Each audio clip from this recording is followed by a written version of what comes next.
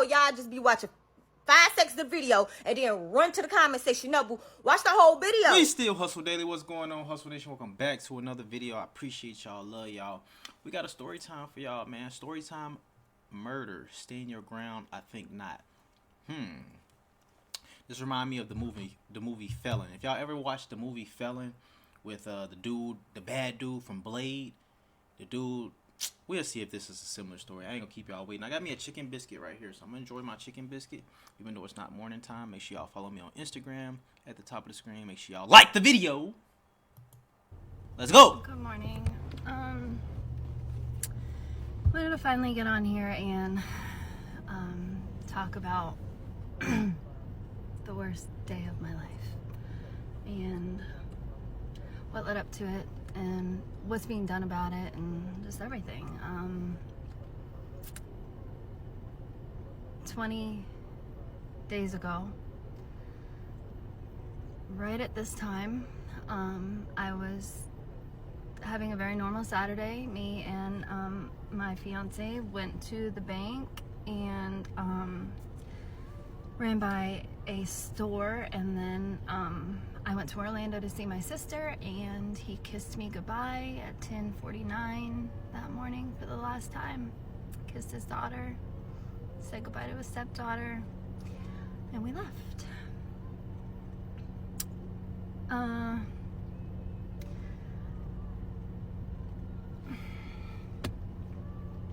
I don't know where to start. I really don't. My mind is a scattered mess, and I don't know.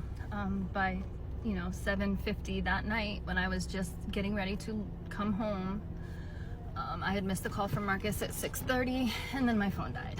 So I didn't know. I went to grab it on the counter, and it was dead. I plugged it in, and right when I turned it on, I was getting a text message from one of my neighbors that said, "Jenny, I heard gunshots and there's cops. Is everything okay?" And I was like, I hope so. Gunshots in our neighborhood are not completely unusual, but cops with the gunshots, that's not a good thing. So I'm checking my phone. I had missed a call at 6:30 from Marcus the last time he called, and then I get another text from another friend who doesn't even live in my subdivision, but down the road, and she said the same thing. Now, nobody knew it involved us yet. They were just, reaching out to somebody in that neighborhood because it sounded really bad. It was it was an AR-15, if I can say that on here. I don't know. So that, rang out about 20 so shots. That's, a little disturbing sounding. So I immediately call Marcus, and he doesn't answer the phone because he's dead. I look at my cameras. His truck's not in the driveway, and I panic. So I start to drive home. I don't even remember driving home, if I'm being honest. My daughters were with me, me and Marcus's 5-year-old little girl, and my 19-year-old daughter, Mariah. And I'm starting to go into full panic mode because I'm getting phone calls and putting things together, and then I get a call from animal control. And they tell me that they have my Rottweiler and she's been shot. And I'm not gonna cry, so I waited. I'm not gonna do this. I don't even think I have tears left. They said she's been shot and she needs emergency surgery to save her life. She's bleeding out of the neck. So It was just something shiny on my chicken biscuit, so that's why I just threw it away. Wonderful nephew. Of course, in that moment, my dog is my life, but my second priority to Marcus, and I'm trying to scramble this, and I gotta go get $2,000 to get to the vet. He saved me that day. Thank you, Connor, and my daughter. He went and dealt with that, got it paid for, got Freya in surgery. So it was one less thing I had to worry about. And I get another phone call, and it is my neighbor telling me that there's a coroner's van and that somebody seen Marcus's Dodge down there, and it doesn't look good. And that confirmed it for me, That confirmed it. It came in waves, and I'm thankful it did. I pulled over. got sick, got back in the car and couldn't get home fast enough. And then when I got home, I sat in my driveway for 7 hours in this truck. My sister and my daughter went down to the scene where they identified my daughter's stepdad. I called his daughter immediately, Bailey. She lives in Gainesville. She was down here in probably, what seemed like not even 2 hours.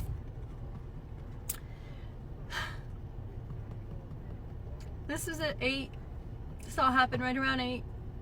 I got home, I think it was probably around 9. 3 o'clock in the morning, the investigator comes over to me as he's leaving to notify me and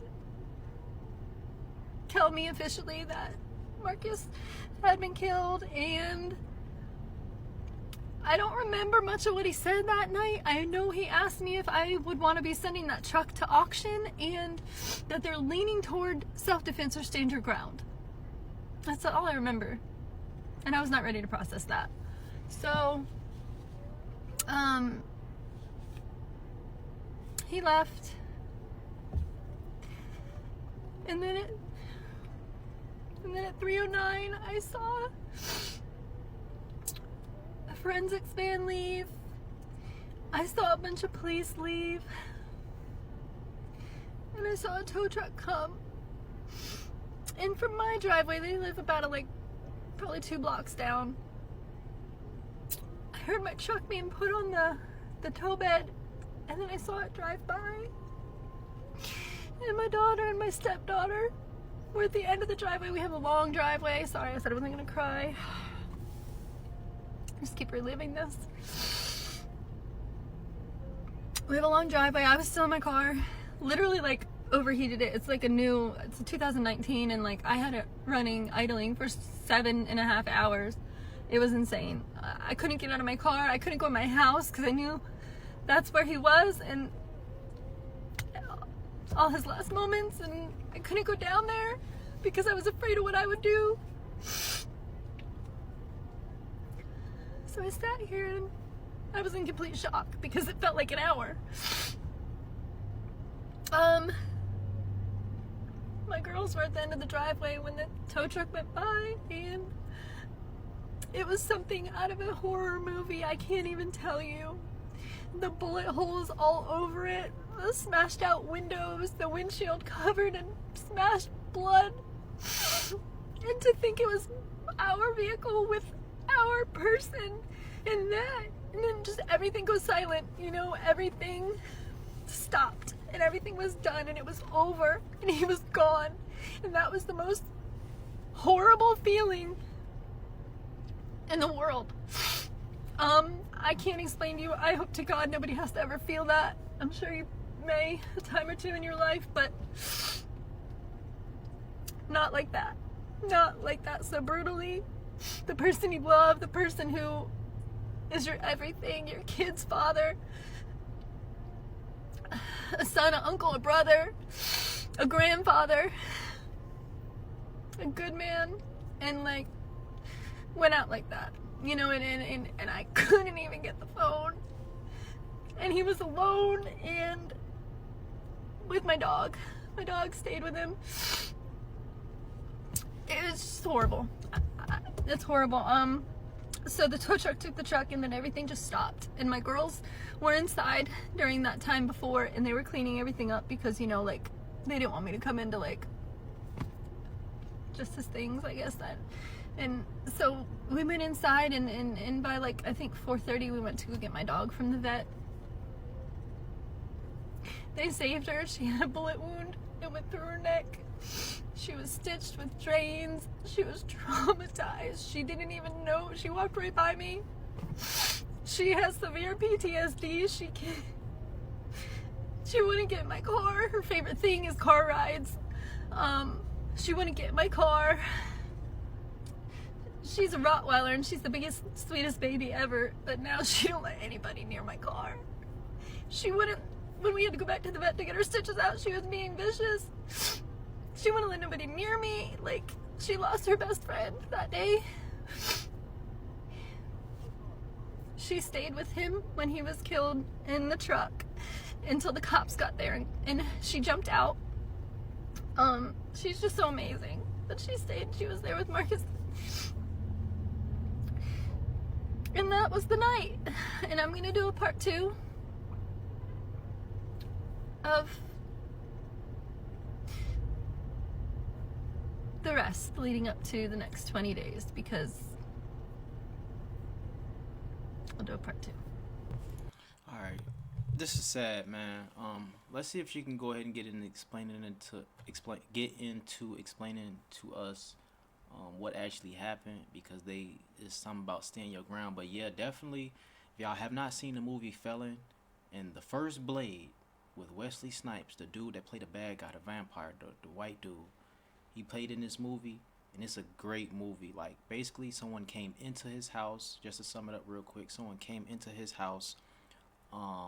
He chased him outside with the bat, threw the bat, hit the dude in the back of the head, and because he was running, dude had to go to jail for that. He did kill the man, and dude had to go to jail. But let's get into what happened. Oh, and you know what that was on my sandwich? It was like a piece of aluminum foil. Y'all know how to Chick-fil-A wrap the biscuits up in aluminum foil? They tweaking out. Alright, so part 2. I'm gonna try and hold it together. I really suck at this, sorry. So, that night came to an end. The next day we began to mourn and be in shock, and I can't say pick up the pieces yet because I don't even think that's happened yet. You know, I had to face, I'm gonna cry. I had to face my biggest fear in all of this, and that was telling our 5-year-old daughter, Kylie, that her daddy was never coming home. Her daddy, who is her world. You know, she loves her mommy, but her daddy is her best friend. He spends so much time with her. He's one of those dads that is so hands-on. Everything he does with her, he builds her things, and he makes her things, and he just puts in all the quality time. He's so loving to her. He was everything a father is supposed to be to a daughter. And it was a tremendous loss for her. She felt it immediately. She's very smart. She's very, like, spiritual, like, emotional. She's like her father, and she knew immediately something wasn't right. She only seen me crying, and I didn't say nothing in front of her. Nobody did, but things were getting weird. Like, you know, people were around constantly, and then she seen her dog, you know, and so I told her, you know, she obviously, the crying, I couldn't stop. The first few days, it was like, I looked like I was, yeah, it was, I couldn't hide that. I tried. So I told her, you know, Freya got loose and she got hurt, and mommy had to take her to the vet and fix her, you know, so I was so sad, you know, and so that's how I played it off for about 2 days. Until my daughter, Tuesday morning, we were getting ready to go to the evidence department to pick up the search warrant for the truck or something. I don't remember, but I had my girls and my sons, his stepsons, and we were getting ready to leave, and you know that song Despacito? Well, that was one of his favorite songs, and we would dance to it and sing, and just in the kitchen on Alexa all the time, like when I was pregnant, and then like cooking dinner all the time, and it was just our staple song, you know. We haven't heard it in a while. Kylie gets a little guitar, like a little play guitar. It was in the kitchen, and she sat on the floor. And mind you, this was 3 days after it happened. And she sits down and she starts strumming the guitar at the top, and it was just real, like, faint and pretty, and it almost sounded like the beginning of that song. And I looked at her, and then she strums it and she says Despacito, like she's singing it. She's never done that before, you know.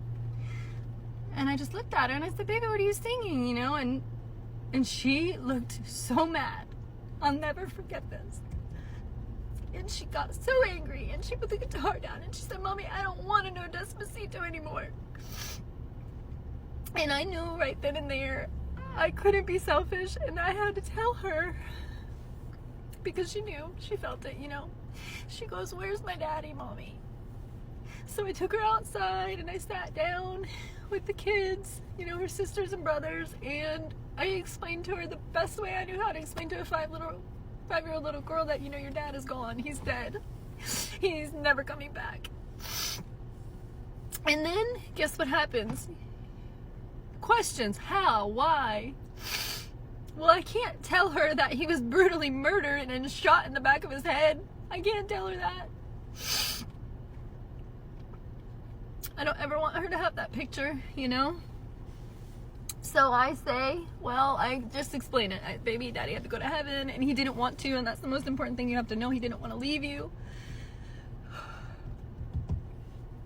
But trying to break it to her slowly that he's never coming back and he's gone forever.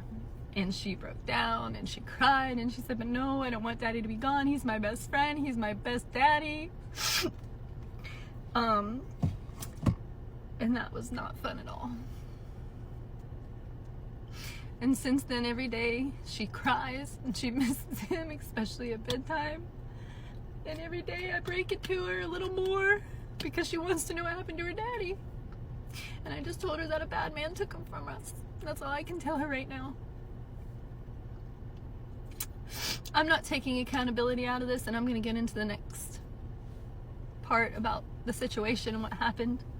Marcus had, I guess you could say, but he's going to say that he had wrongdoing in this as far as going down there. But, when you know the story, I don't think it was wrong. I don't think it was wrong at all. I think I would have done the same thing. I'm going to probably have to do a part 3. But, these last couple weeks have just been hell. My dog is not doing well. She, health-wise, she's good. She's healing. I got stitches and tubes out, and she has one part, like where the bullet had entered, that's not closed, and so she may have to go back in for surgery. I don't know. But for the most part, she's doing good as far as that goes, but she's so fucking sad. She lays in his recliner every night. Marcus worked from home, and he was there all the time. So his lack, and he was a big presence. He was 6'2", 280 pounds, and loud. He never shut up. And when he wasn't talking, the music was on, and he was just a big presence, and he was a beautiful presence, and his absence is astronomical. It's agonizing.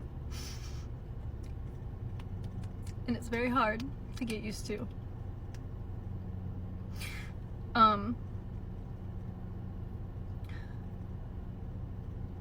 We've been trying. We're moving along. I'm trying to just be strong for my daughter and pretend to be happy and pick up these pieces and keep her okay. And now moving on to what happened.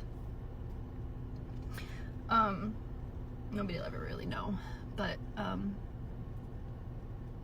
this is the part I don't know where to start.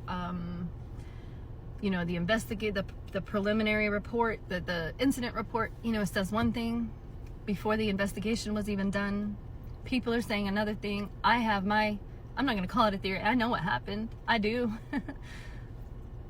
I wish to God I got that phone call at 6:30. I wish to God it would have helped so much, because he would have told me what happened. I know that's why he was calling me, and I would have talked him out of going down there. But I didn't get it. I don't know what happened earlier in that day, but I do know that for the last 7 months, 6 months, I think it started in July, whatever that is, August, September, October, November, 4 months. No, I'm sorry, it was June, whatever. It was June of this year is when the first incident started. See, these kids in the neighborhood were friends with my kids. They're older. His step boys, they're 13 and 14. These boys are, I think, 16 and 19. And then there's a girl too who's like 17. Anyway, they were friends. They're not friends now. Whatever. We had some incidences with we're gonna call him the I don't know what I can say on here. The man that did this to him, his sons. Okay, disrespectful little degenerates. Okay, little assholes. I'll say it again and again and again. I've said it to them. They have shot my son, my 13-year-old, with a BB gun, lit him up. We should have called the cops. Okay, we should have called the cops. But like in the neighborhood we live in, it's like, we don't, and they're kids, for the most part. Then they were, I just, I didn't know the whole story. It was my son's BB gun, and they let him up with it. He came home, he was upset, he was hurt. I was not happy. I was like, what, you know, were you guys messing around? He's like, no, he took it from me and me with it. And they kind of had rivalry since then. My boys haven't done anything. They literally have not. But these kids will ride by just talking shit to them. And like, they'll ride by our house all hours of the night. They turn their lights off. They speed by calling my son names, peeling out in their vehicles, rooting the ditches up so bad. I will I'll post pictures. I don't know how to green screen on here. I'll try and figure it out in my next video, because obviously I'm gonna have to do a part 3. They rooted up the ditches horribly. They left peel out marks in the yard. I mean, we live in a nice neighborhood, and it's not acceptable to do these things. You know, they all have these big trucks that they should not have. They've just been absolute degenerates in the neighborhood. You know, one of the neighbors did make a police report, thankfully. I'm gonna have to go on to a part 3 here. Okay, so part 3, I want to try and do this before I get Kelly from. All right, we about to get into what happened, because I've been waiting. Y'all been waiting, and I've been waiting. I ain't gonna lie. School. So, where I left off, this has been an ongoing thing, and it's ridiculous, you know. So, we were considering, you know, talking to their parents if it kept going on, you know, and that's where we left off. So Saturday, Marcus was doing some yard work and pressure washing. He had the dog out with him all day. He was working on the truck. He had texted me, I think around like noon that day, and we were talking about the motor in the Dodge, and he's like, I gotta get, you know, this thing running, and something with it he had to do with the exhaust, whatever. I have it all in text messages, you know, because they tried to use that to their narrative of like, he was revving and this and that. First of all, it has like a loud exhaust on it. If you hit the gas, it sounds like it. Anyway, so he was working on the truck, driving around the subdivision, which he did a lot. We live in a beautiful subdivision, and he would just play music and take the dog for a ride and just ride around, you know. He was home a lot, so it's kind of his little thing. So anyway, he had done that, worked on the truck, did some yard work.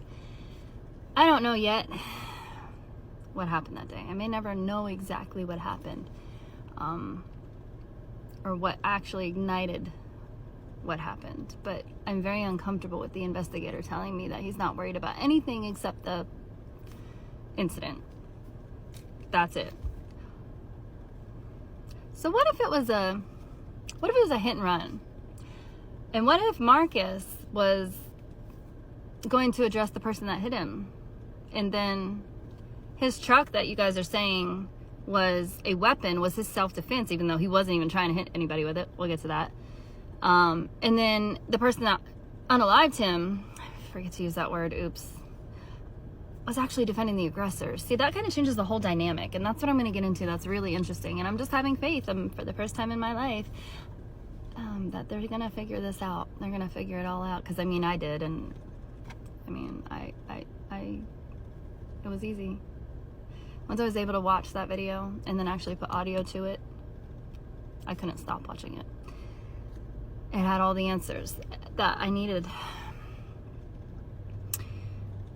So the news portrays some horrible things, and they've put our family through hell, you know, just going off of the preliminary report, the incident report, which is before any investigation was done, any forensics, anything was done. That's just what one person's side, that's hearsay. That's just what they're saying. Nobody had that backed up yet, but the news takes it and runs with it. So the father of my kids is, you know, portrayed to be some crazed lunatic trying to kill kids. Like, come on, get real. Really? That's some bullshit. But the reason that's some bullshit is because, you know, I'm just going to get right into it.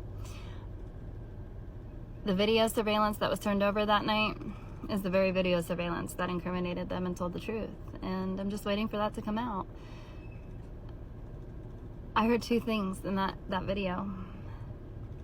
That boy, the son, I think the one driving the boat that night, turns around in the video and says, "All I fucking did was cut him off." Quote, "It was my buddy that bumped into you."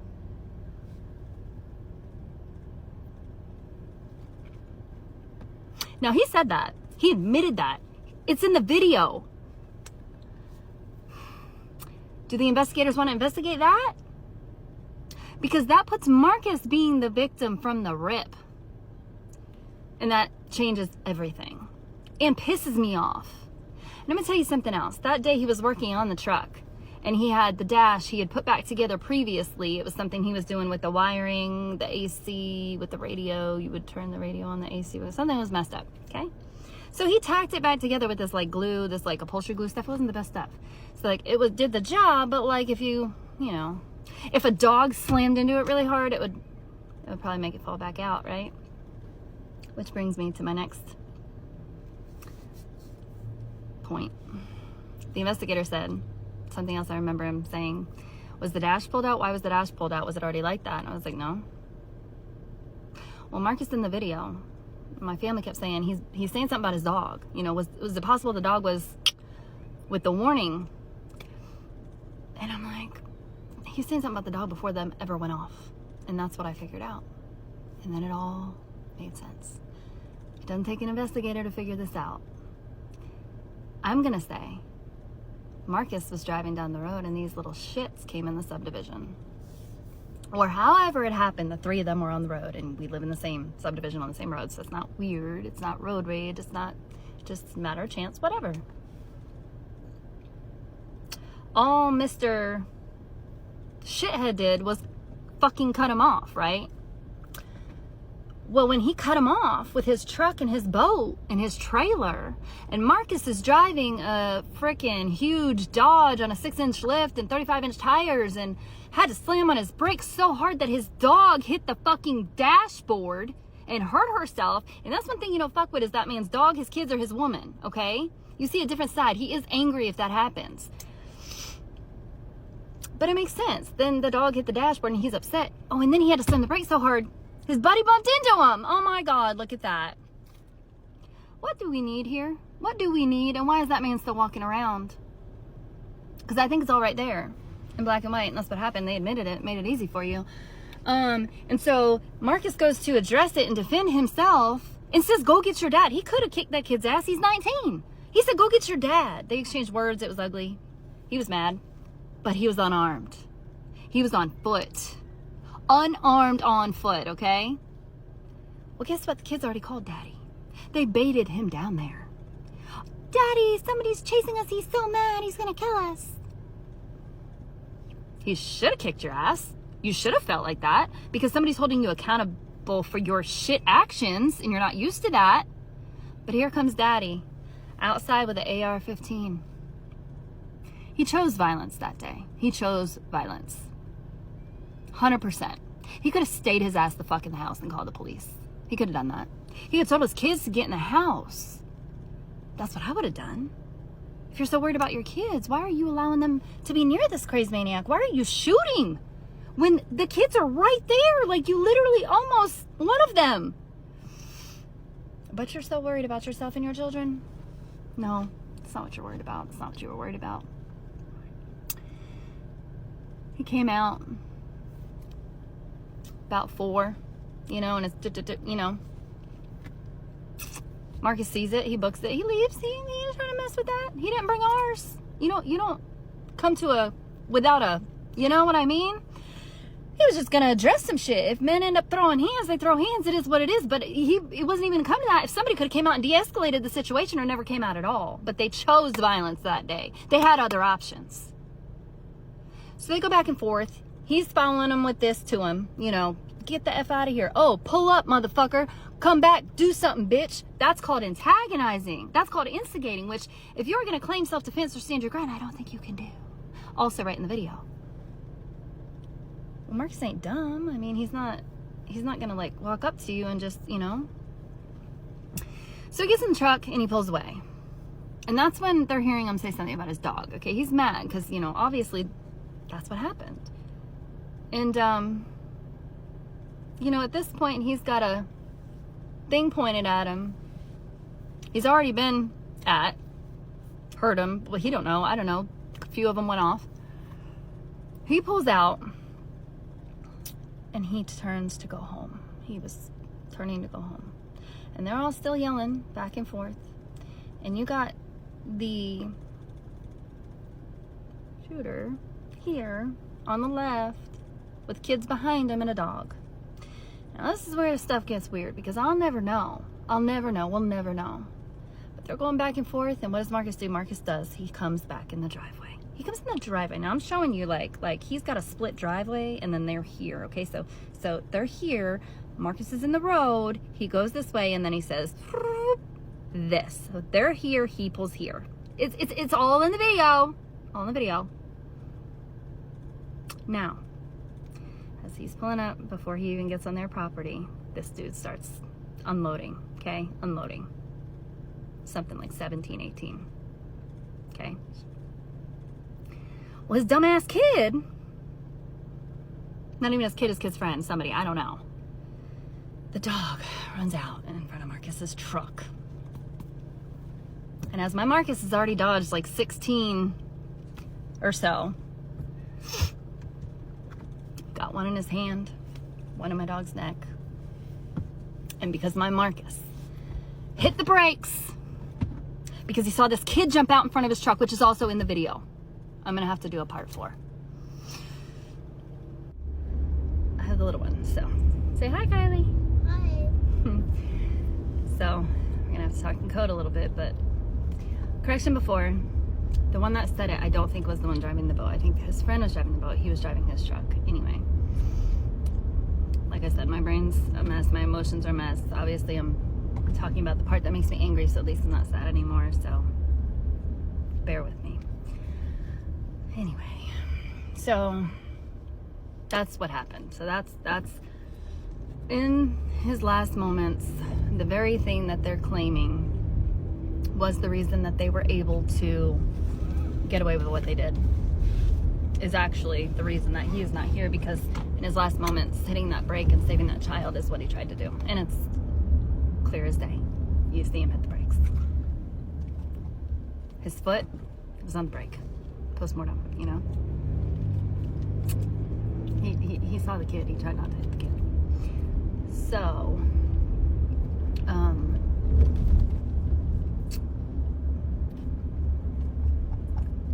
obviously, you know, after the one here and the animal, there was one more to him, and it was here, you know.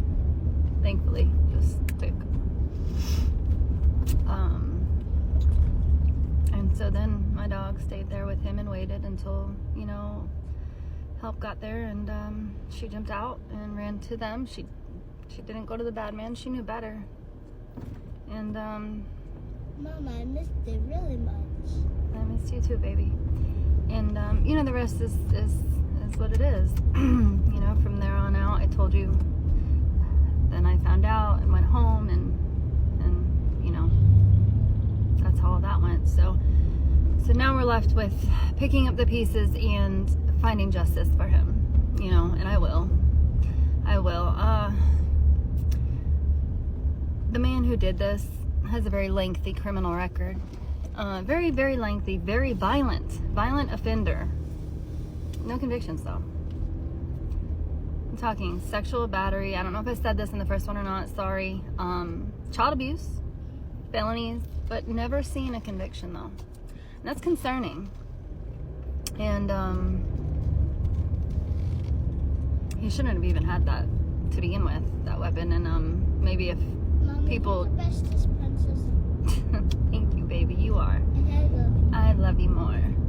If people did their job correctly and didn't let people buy their way out of breaking the law, he wouldn't have been on the streets. He wouldn't have had that weapon to do that. There were so many other options, and that's what bothers me.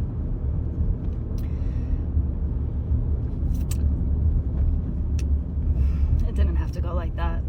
It didn't. And as I was saying, I'm never going to take our accountability out of this. You know, Marcus had other options too. He didn't have to go down there. He could have gone home. He could have called the cops.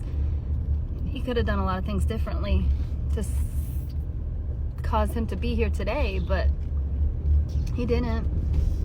But what he did was defend himself and his animal. And he always said that he would die doing that. Just who he was. But I think the wrongdoing instigating somebody and then baiting them and then taking their life. I think that was where the wrongdoing was really done.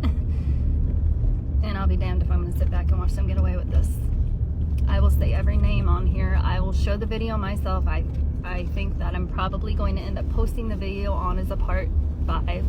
Mama, eat all my dinner. Good job, baby. It's going to be out there. It was posted on the news. They took it down, but it was up there for a day. People do have it, you know. Unfortunately, one day my daughter's going to be able to look that up. And my other kids That have was really seen so it. good. Thank you so much. You're welcome, baby.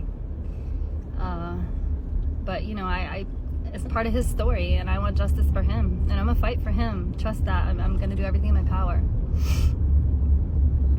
and I'm gonna have faith, which is something he taught me to have, that I'm not good with, you know, because my faith is very jaded, you know, for a lot of good reasons, and kind of gave up in that area. But with this, I'm gonna remember what he taught me, and I'm gonna really hold on to that.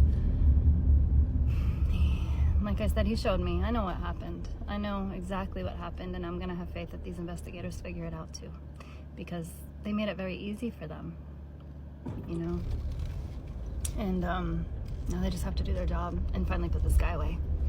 He wasn't defending his children that day. He chose violence. He said he was sitting and watching the football game all day. What does a drunk do when they're watching football? They drink. That's what a normal person does if they are a drinker and they watch football. I mean, and watching football all day. Guaranteed he was drinking. Funny thing though, they didn't do a tox on him. They didn't do a toxicology. So you really, you know, if you're intoxicated or on drugs or whatever, like you can't justify using that because you're not in the right frame of mind. But we'll never know that because, you know, they never did one. They did one on Marcus. They did one on Marcus. But there's a lot of things that are just really not rubbing me the right way, and I'm trying to sit back and I'm trying to have faith. I go see that Chuck tomorrow with his daughter and his brother. It's probably going to be harder than seeing him, which we did. And he was beautiful. So beautiful and so peaceful. And I'm so thankful for that.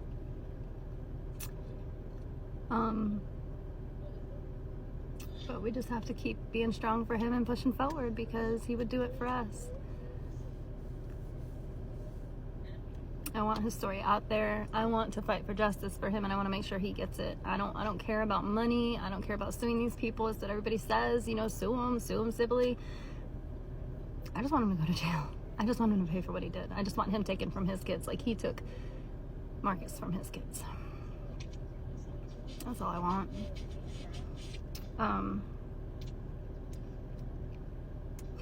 So that's it. That's his story. That's my story. That's my version. That's my third story, you know? Alright, so I guess this is the video showing what those kids used to be doing. And I guess that's them speeding down the road there. Y'all can see. This was a sad situation right here, bro. Like, oh shit. That go to Marks. So that was the type of shit they was doing? Shoom, spit. Damn, what was that just flew right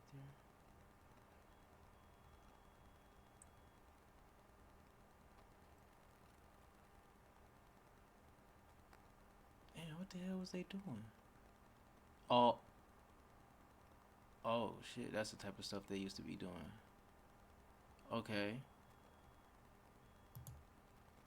And oh damn, dog is hurt. I got a leash with the air tag on it. Dog doing good. Him and the dog. They chilling too, boy. That was his dog, boy. That's what's up. I'ma say, man, I don't think this man was like going down there to do nothing. She said he didn't take his gun or nothing like that. He probably just wanted to go and talk to the man, you know what I'm saying, about they kids and what they kids done did, you know what I'm saying. She said she missed a phone call. Damn. But I think he just wanted to go down there and talk to them people, man, and you know, try to figure something out. I don't know. Yeah, he shouldn't have went down there for sure, y'all. You know, he would still be alive, but I don't think he went down there just on some BS to start nothing. I don't think so. You know? Y'all let me know what y'all think in the comments below, but I don't think the man went down there to be on no beef. You feel me? I think he just went down there to, hey, talk to them about something, and I mean, shit got out of hand and goddamn guns was fired. You know, some people trigger happy, bro. You know? Some people are really trigger happy. I didn't see the video that she was talking about with the car that didn't hit him. I didn't see that video. Matter of fact, let me see. Hold on.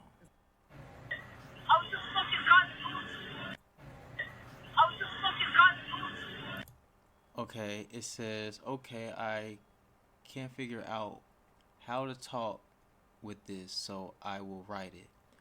News says Marcus was the aggressor chasing these kids, right? Yet this is the kid's response when Marcus pulls up after being hit and cut off. More coming. Rude people, you can apologize in the comments. Okay. And then she got another one. Let me listen to this one. Hold on.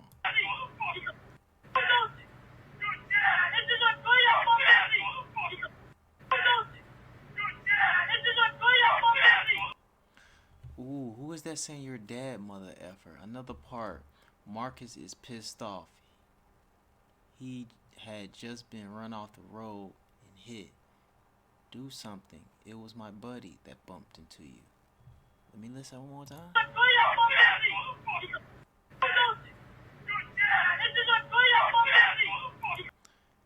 Oh man, he said you're dead, motherfucker, and then the dude is saying it was my friend that bumped into you. Whew. Okay. Let's see. I think we got another clip. I wanted to also share something with you guys. I obtained a video that I did not know existed, and it's from a whole different angle, and it's post-incident. And coincidentally, from what I've heard, which is so wild, it didn't record the incident, it only recorded right after. Make it make sense? Yeah, I don't know. Anyway, it would have showed all the right angles. It was much clearer video. It would have, like, you know, showed where the tires, but it didn't record though. Anyway, got it? Careful. So, a couple things, very disturbing. In this video, as Marcus is losing his life or had already lost his life, nobody even goes to the truck. Nobody helps. Nobody cares. Nobody, just zero fucks given. Like, and then the very boy that everybody's like, that girl, the boy, clearly if you're saying that, you can't see for shit, and, you know, not my people, but like the trolls on here, whatever, that ran in front of the vehicle and, oh, got hit, and oh, broke a hip, and all these rumors. He walks right by the camera, fine, like nothing even happened, right in the video, right afterward. And you know something that's really sad, just maybe it's being a mom, I don't know, but like the very boy that, you know, brought this on and caused this, you can hear him in the video, and you can hear the shock and the trauma in his voice. It's so sad. The dad says, did that really just fucking happen? Like, complete response of a drunk man, right? I would think. And the boy's, he's just in shock, and it's terrible. It's just, the whole thing's terrible, you know, and, yeah. Anyway, I just figured, you know, transparency, I'm going to share it with you so you guys can see what you think, and, can agree with me and rip me up about it and do what y'all do, whatever, but I saw it, so I'm going to show you. Here you go. Oh, stop! Fuck out of here. Holy shit, did that really just happen? I'm joking, bro. Who is this? The fucking dude that can take my ass. I was the neighbor guy? Yeah. Call 911 right now. No, you want to call 911? The guy tried to run me the fuck over. Oh, trying to get your story now? No, it was you. Was it your son? Was it the kid? Who was it, Billy? Who was it? Damn, And y'all. that boy that walked in front of the camera? That was the one that jumped in the way of the truck, by the way. That's guilt right there. Immediately saying he tried to run me over. That's guilt. Damn. I don't know what's gonna happen with this case, man, because it's they trying to do stand your ground. So I don't know what's gonna happen with this case. Y'all let me know what y'all think about the case in the comments below. I'm curious to see what y'all would say. This is definitely not like the movie that I was mentioning earlier today, but it's a good movie. Y'all should go watch it. It's an older movie though. But damn, man. God bless her and her family, bro. Now the kids gotta grow up without a father. This is a shame, bro. I did hear some dude was being aggressive, you know. Everybody was being, you know what I'm saying, hostile at the moment, you know, because he said, "You're dead. You're fucking dead," you know. So things were definitely getting heated. I don't think he went down there still for that reason, for stuff to get that goddamn heated, to have a shootout or to be killed or to try to kill somebody. But I just don't know. Y'all let me know in the comments below what y'all think about this situation, because they're claiming like he trying to run us over, and then and he's not here to tell his story, you know. So all they can do is go by what the cameras is saying and what the people is saying who actually unalived her husband, you know. So it's a hard one, bro. I don't know. You know, me, I'm not even gonna take my ass down there. You know what I'm talking about? Like, people's crazy. Y'all can't just be confronting people. Everybody just not gonna take this shit. Like, you feel me? This shit's crazy out here, bro. So y'all be careful and keep y'all emotions under control and just try to be level-headed and do the right thing, because, boy, appreciate y'all for tuning in and rocking with me, man. It's your boy Ray, Big Play. Peace.